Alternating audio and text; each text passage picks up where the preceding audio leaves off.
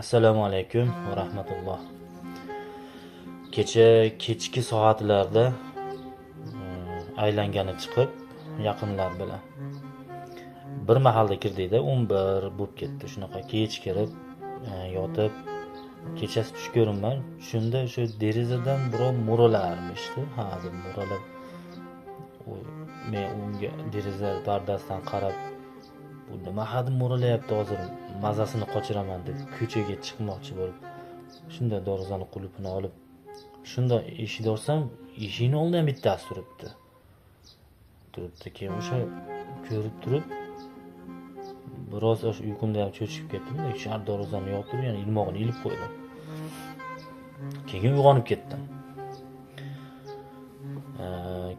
O'zimcha ta'bir qildimda, o'sha tushim, ko'rgan tushimni ta'bir qildimki,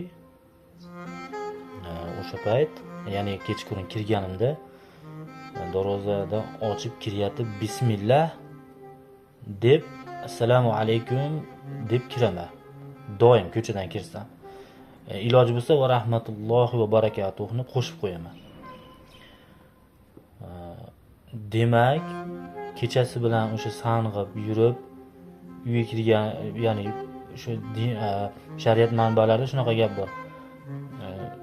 Kechada yurib uyga kelayotganingizda o'sha jin, shaytonlar ham ergashib keladi sizga. Keyin agar darvoza oxlab bismillah, assalomu alaykum shu bismillah deb uyga kiradigan bo'lsangiz, ergashib kelgan jin, shaytonlar tashqarida qoladi. Kirolmaydi siz bilan. Men o'sha holatni ko'rdim o'sha paytda.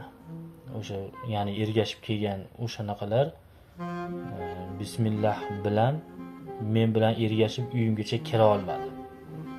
Shuni tushimda ko'rdim. Ya'ni aytishda maqsad ibrat bo'lsin, ya'ni manfaat bo'lsin degan maqsadda. Joninglar sog' bo'lsin.